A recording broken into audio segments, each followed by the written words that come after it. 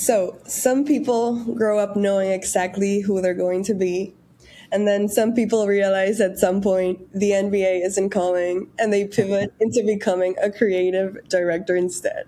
So today's guest is someone whose career feels less like a straight line and more like a series of intentional reinventions, all tied together by discipline and curiosity and a serious love for the craft.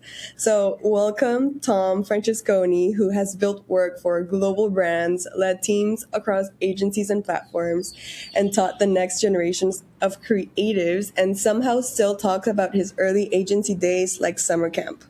Tom, I'm really happy you're here. I'm very excited to get into your story. Yeah, thanks so much for having me. I'm super excited to be here, and happy to share my story. Great. So, to get started, you've talked about realizing the NBA wasn't looking for 6'1" shooting guards, which I love because it feels like such a pivotal identity moment. And I feel like being an athlete builds so many traits, discipline and resilience, team mindset, handling pressure. So, do you see a direct line between who you were as an athlete and who you are now as a creative leader? Yeah, great question, and I do absolutely. Also, I'd like to clarify: the NBA was probably never really a potential opportunity for me, but as a dreamer and a believer, you want to believe those things. Yeah, I definitely do. I think as an athlete, and I was someone who was absolutely obsessed with basketball growing up. It was everything, every science fair project that I did, every piece of wallpaper, everything that I did was basketball growing up. And so, yeah, I definitely see a lot of places where, the philosophies and the things that you learn as an athlete and a sports player growing up have translated into my professional life.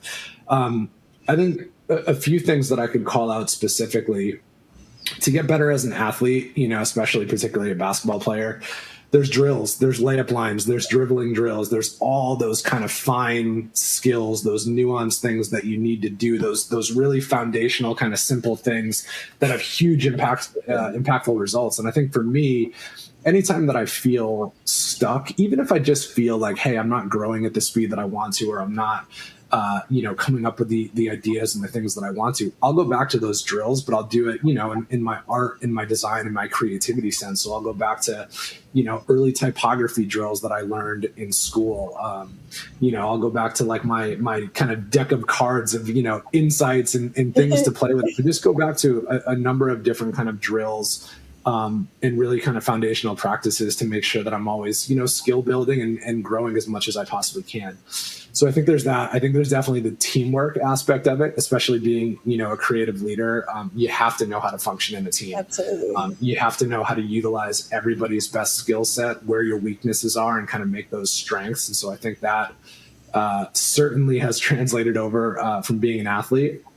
And then, God, you might hear me say this many times today on the podcast, but I think being relentless, and that was a big thing for me as an athlete. As I've joked about on my LinkedIn and my biographies, I was a 6'1" college basketball player. Like nothing was happening for me that I didn't work for, And so I think a lot of that is translated just into the approach that I bring into work that I believe in, into my day to day. There is just this, relentless pursuit of making the best work that I possibly can, this kind of relentless energy of you do it until it's great, until it's done. And I definitely learned that early on, in sports. I mean, I definitely was not the tallest, fastest, or best, but if you can outwork people, I think you can make up a lot of ground. Absolutely. Oh my God, I love that. I mean, I love how it was a dream of yours. So, it didn't pan out, but it's still something that you're still carrying in your professional life. I love that. So continuing this thread of basketball, you started as a design intern for the Boston Celtics, which honestly, it feels like a dream first step.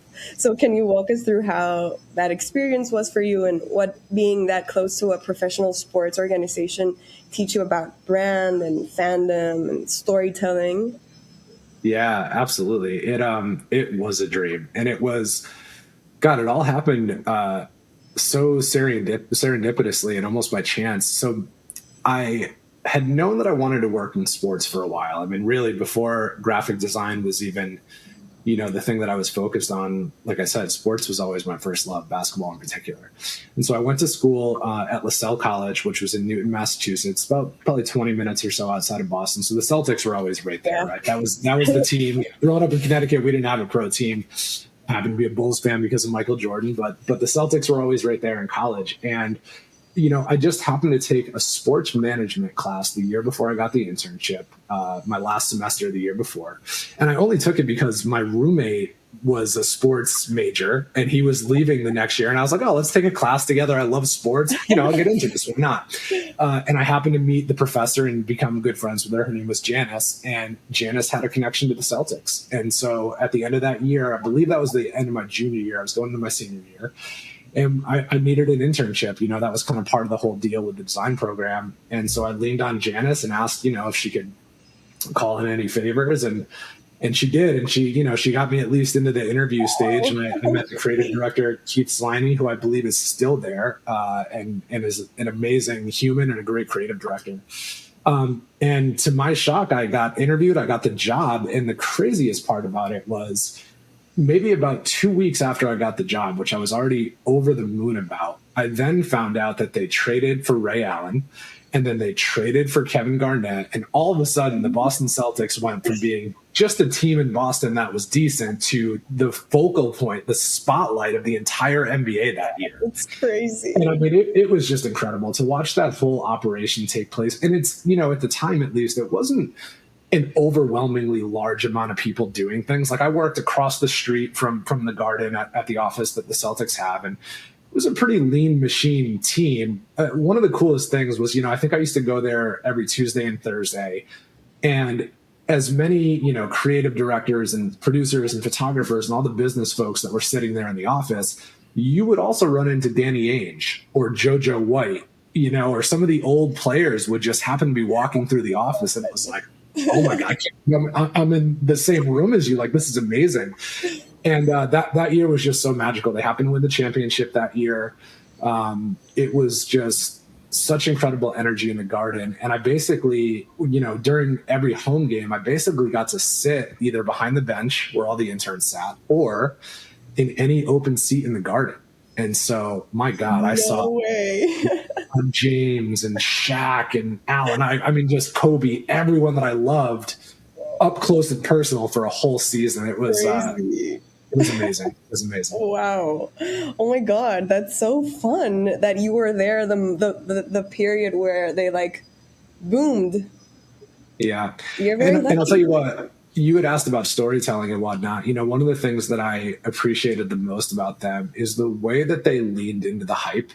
And it almost seemed like everyone in that organization felt like they owed something to the fans that had been loyal to them, because the Celtics are one of the most historic organizations in sports. But at that time, there was a pretty long period in between championships, and the loyalty of those fans never wavered. And so it felt like the folks in that organization really felt like they owed it to the fans that had stuck by them.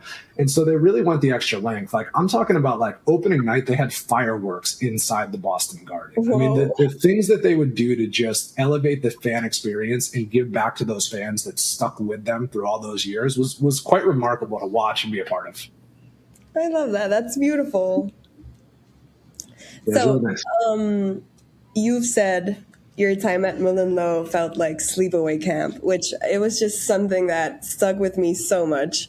It feels like the ultimate dream description for a job. So what did that era give you that you still carry into every job now?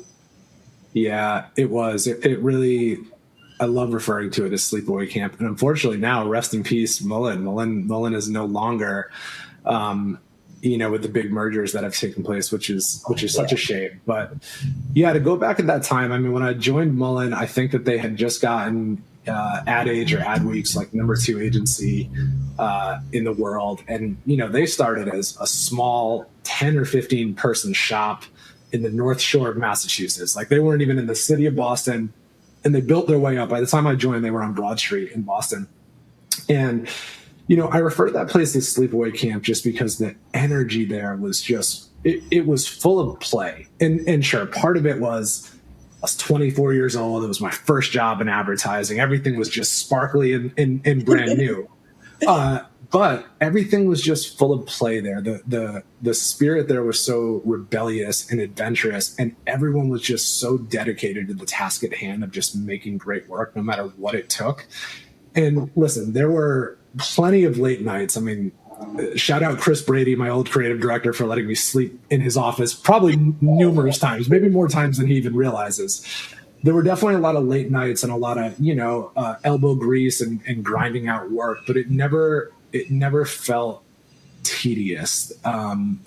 There was always just such a great spirit among everyone there. There were so many great mentors there, and everybody just knew the mission at hand, and everyone was behind it. So it was, it just felt like a place that even if you left at 3 a.m, you couldn't wait to get back into the door. It was just like all your friends were there. It didn't hurt that there was like ping pong and arcade games and stuff. That stuff was great. But yeah, that energy was so infectious. And I think, such a credit is due to so many of the leaders at that place, Kristen Cavallo, Alex, Mark, Tim and Dave. I mean, those guys really set the standard for what the expectation was. And it was truly the definition of work hard, play hard. And I loved it. It was amazing. I love that. You've had really cool experiences. I'm super fortunate, for sure. I love this. And you also freelance at places like 72 and Sunny and BBH, Giant Spoon, which are all heavy hitters. So I'm curious, did freelancing make you more confident in your voice, or did it make you more adaptable, or both? Or how was that for you? Yeah, good question. I fell into freelance. I never had thought that I would freelance. I was working at 180 LA at the time, and I'd been there for a couple of years. I was looking for something new, and I thought I had a job at 72 and Sunny that just never happened to materialize. But to their credit, they were like, "Hey, come freelance, until this thing works out." And that turned into like a 4 or 5 year run of freelancing and dating agencies all over Los Angeles. And yeah, I think it certainly did help my creative confidence, because at first, it's a vulnerable, there's a lot of anxiety there. Not only is it like, where's my next paycheck coming from, but now you're going from agency to agency to agency, and you don't have the benefit of, okay, either I'm the new guy, they're going to give me a little bit of grace, or like, hey, I've been here for a while, they know who I am, it's okay if this project flops. When you're just being brought in as a hired gun, you kind of need to hit every single time. And so I think, just getting comfortable with my process, with knowing that imposter syndrome is just there for the greatest guy and the worst guy, and it's never going away. It's just there. You got to just embrace it. Yeah, I think it definitely helped. My creative confidence and my ability to kind of be creative on demand, which I think is one of the most challenging things of our career as creatives. It's I very much believe in kind of the Rick Rubin philosophy that creative is a state of being. You need to nurture it and cater it and constantly be in that kind of state of being. But it's tough, it's tough if it's on demand. And I think it prepared me, the deadlines being a freelancer are often way tighter than being an agency person. At least back then it was, you're often brought on in emergency situations or when everyone else is too busy and doesn't have the bandwidth. So that really prepared me to be quick to really iron out, kind of my process and how I just get the first few ideas down on paper. And I think it really prepared me for this kind of world that we're in now, where time doesn't exist anymore. And we can certainly get into that. But I think, I think now, everything is due end of day or ASAP. And freelance really prepared me to kind of move at the speed of modern culture. I guess it was an amazing experience. I never thought that it would be for me, and I'm so happy that I did it. I love that. And I love that you came up with I don't know if you came up with this term, but I feel it's so powerful. The creative is a state of being. Oh, that's Rick Rubin. I can't say that's Rick Rubin. I'll give him all that. Well, I love that. That's very powerful. And I love that you came to that realization through that period of your life, which you are so true that it probably brings a lot of vulnerability. But yeah, that's so cool that you can be able to, learn so much from every stage of your life, no matter how or how it's going, or very cool, very cool. So, you're a professor for almost 6 years at Art Center, shaping younger creatives while still actively working in the industry. And I've Yeah. always thought teaching is such an interesting position to be in because it can either like make you more confident in your own perspective, or it can maybe really force you to question it. So, how was that experience for you? Yeah, teaching is one of the most rewarding things that I've ever done. I am huge on mentorship. I feel like our industry has abandoned it in the last like 3 or 4 years. I feel like, junior positions are disappearing all over the place. And I think that's such a shame. I think mentorship is everything. I think every great creative that you'll ever meet will tell you that they've had great mentors. I think there's like a direct line between the two. But for me, yeah, teaching was incredibly rewarding. At the time that I started teaching, I was working with a really great copywriter, Nick Olish, and he had already been teaching at Art Center. And he asked me if I just wanted to kind of guest teach a couple nights, and that kind of turned into us, partnering together, and then eventually kind of teaching our own classes. But I think one of the best things about teaching, on top of the fact that you just get to mentor and like really, really give back to young kids, coming up in the industry, is it actually forces you to learn quite a bit more. Because if you're going to teach something, you need to have a full grasp. Because when I first started, rightfully so, kids would challenge some of the feedback that I gave, or they would ask really difficult questions that I didn't have the answer to. And it really forced me to have a really strong grip on what I was doing. And, I've heard this before in philosophy, but a lot of times now, if I'm really trying to learn something, if I'm trying to learn a new skill, a new technique, a new technology, I'll actually try to teach it. Like I'll make a little presentation, almost teach it to myself, because it really does force you to learn in a whole different way. That was amazing. And I think one of the other just kind of side benefits about it that I didn't really expect is how fresh and young it keeps you. As I keep getting older, the students that I had would stay the same age, semester after Yeah. semester. And so those guys are way, way, way more on the ground floor of culture and trends and technology and new apps and new slang and all these things. So it really, really forced me to stay young and just with everything that was coming up. And that was one of the kind of just adjacent benefits that I was like, oh, this is kind of nice. It Yeah. keeps you young. And I loved it. I'm potentially teaching again, at a class actually put together by the same guy, that Gary Goldstein, that ran the whole Art Center program forever. So I'm really excited about that. But I would say to anyone, especially anyone that is looking to become a creative director, I think teaching is vital. Because one of the things that they don't really, teach in this industry is when you become a creative director, it's the first time in your career where you are no longer hands-on making the day-to-day work. And that is really, really challenging, because your whole career, people have recognized you for, hey, you're great at doing work. Now, don't do that at all anymore. And direct other people on how to get to the work to a great place that it needs to get to. And I think teaching is a really vital skill that can help harness that. Wow. Well, but you're I couldn't agree more with the mentors, that it's so important to have, mentors. Like I've sort of identify, you know, in a point of my life where I really appreciate my mentors. So yeah, I couldn't agree more. Yeah, it's the best. Honestly, I've been really fortunate. I've had great mentors, in my career, and I think it's really vital. I don't know. I'm not saying it's impossible, but I think it's really rare for somebody to get to, the top of their game without proper mentorship. Absolutely. Let's hope it doesn't go away ever. For sure. I think it's on us. I think it's on us as creative leaders to keep it. I think the folks that value it need to continue seeking it out, and finding those folks that really want mentorship and are willing to put in the work. And listen, anyone listening to this that is curious, feel free to hit me up on LinkedIn, wherever. Hit me up. I'm always happy to jump on a chat. I love that.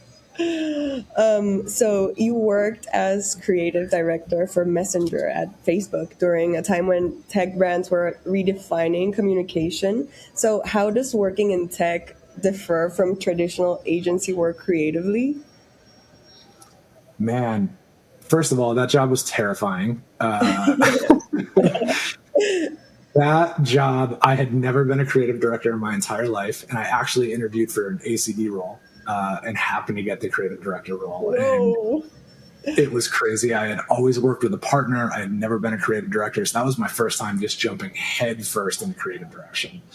But I think the biggest difference to me between agency and working on the tech side is in the capabilities, that the things that they are capable of doing, the way that they function. So it blew my mind how quickly that Messenger or Facebook at the time in general could prototype apps. The way that they could just put an entire design department, on things and turn things over overnight. The speed at which they moved and executed was mind blowing and totally foreign to me from agency world. It was incredible at how fast they worked. And I think, the other thing at a tech company, but really, I think a lot of the client side of our industry is really needing to understand and learn marketing, not advertising. Because I even though I was, the head of Creative X, what they called it there, the kind of in-house creative team, we were doing a lot of marketing. We were doing a lot of strategy and positioning and kind of really setting the stage for advertising. And I really had to kind of like relearn that muscle from my earlier kind of schooling.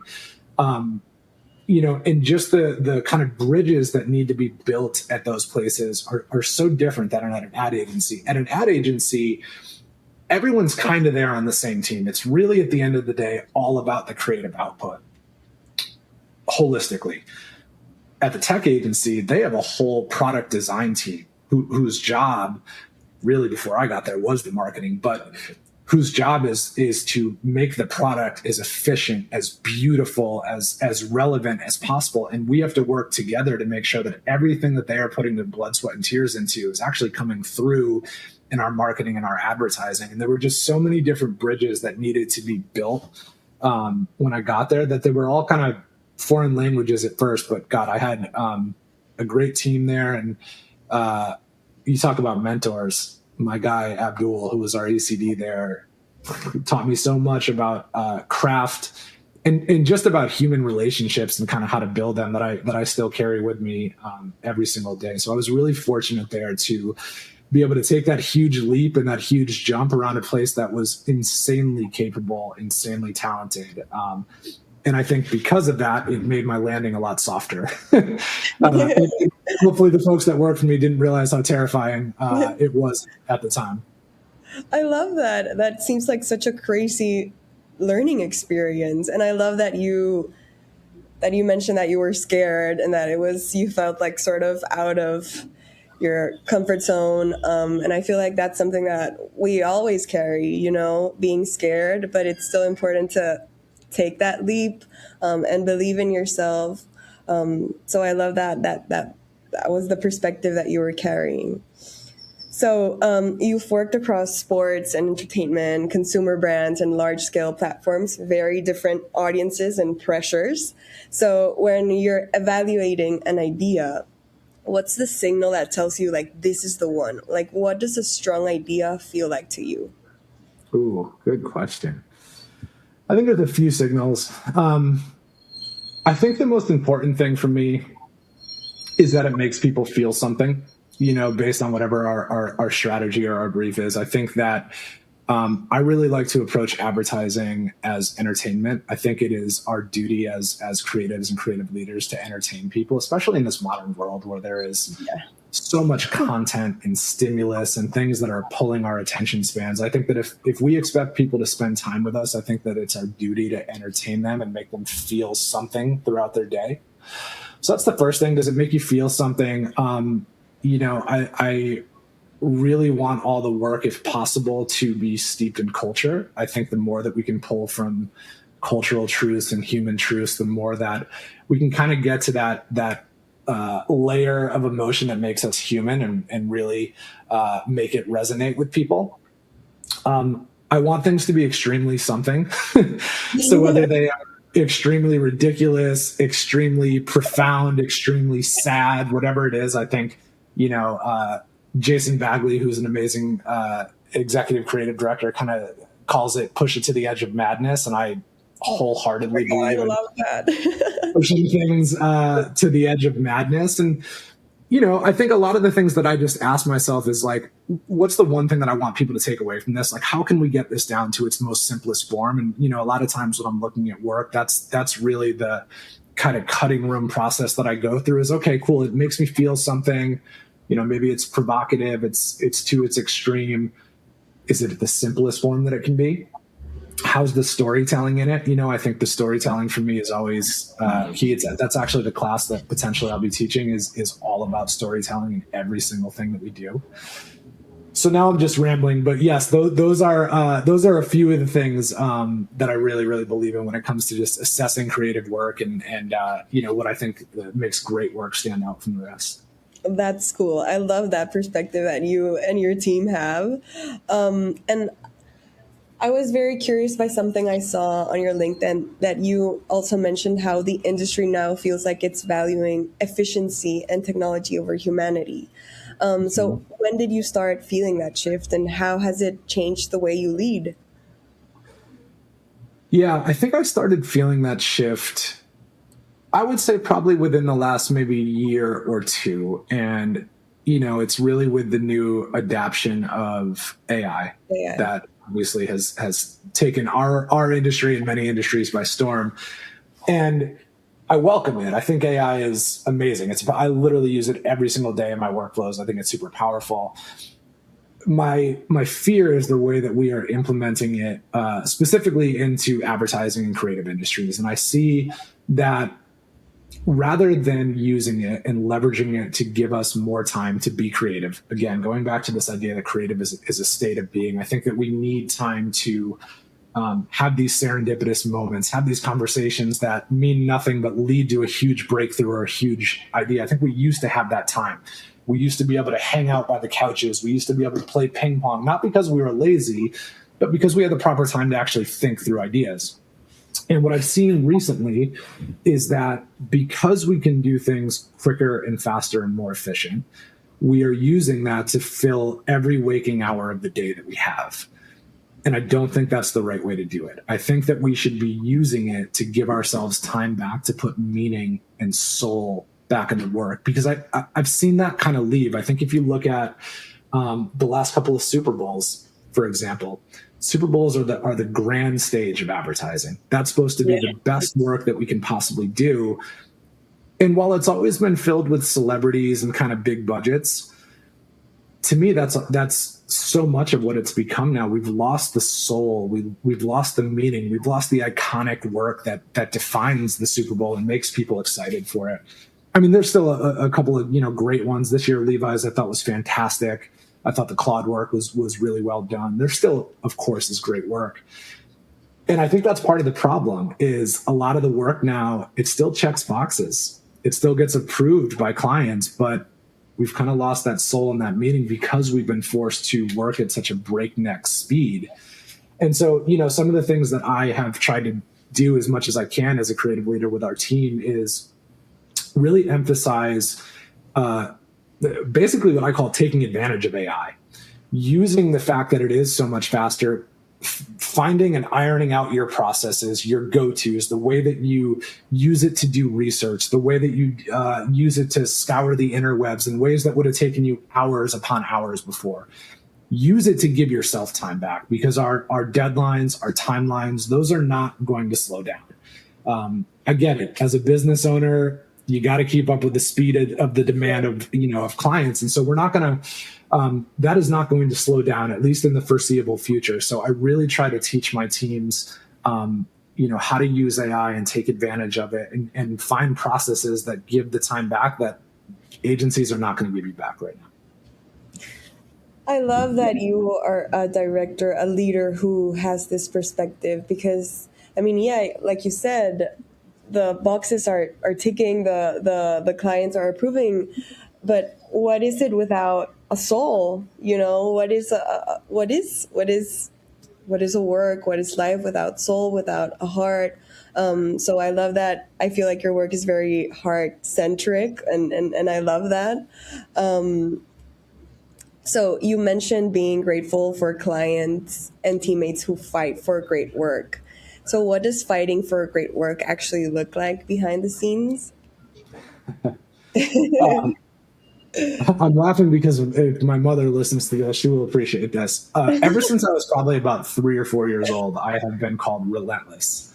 And I wear that as a badge of honor. And I think that anyone in our industry, whether you are a client, an agency partner, a creative producer, account, whatever it is, I think the greatest ones are absolutely relentless in their pursuit of fighting for work that they believe in. And, you know, I'll use WNBA as an example. So our WNBA Line 'em Up project that we released about 6 months ago or so, the amount of times that project could have just been stopped directly in its tracks was amazing.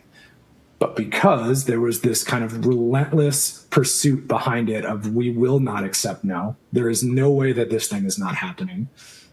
We were able to get it done. I mean, it started from literally just getting a foot in the door of the WNBA. You know, like I had no contacts. I knew no one over there, but I found a way. You know, I reached out to a couple friends who connected me to folks, and once the WNBA fell in love with the idea, they asked the great question on their end of what parks are on board. And at that time, that was a brand new question to me. There were no parks on board. And so I had to kind of play producer at that point and basically call every park in the United States of America and get parks on board, and then get Joe and our agency on board and figure out how to do it within the budgets that we had. And so I think, to me, that's just the telltale sign of somebody that is great at their job. And I don't think that is a creative only responsibility. I think that the best creative shops in the world actually have relentless account folks that are great sellers and fight for the right work. And so, I think, to me, that, and I hope that answers the question that you asked me, but I think it just takes a relentless attitude that just does not get exhausted. If you believe in something, you fight for it, and you fight until there is absolutely the door is shut, it's sealed, and there is no way that it can ever be opened again. And even then, you can probably try to get a crowbar and open it up one more time. But yeah, I just believe in the relentless pursuit of ideas that you believe in. And I think where there's a will, there's a way. I believe in that deeply. Absolutely. Absolutely. And I feel like this mentality ties back to the beginning, to your basketball days again. So very cool to see how everything always connects in a way. So now that you're a creative director at Joan, which means you're not just making the work, you're shaping the culture around it.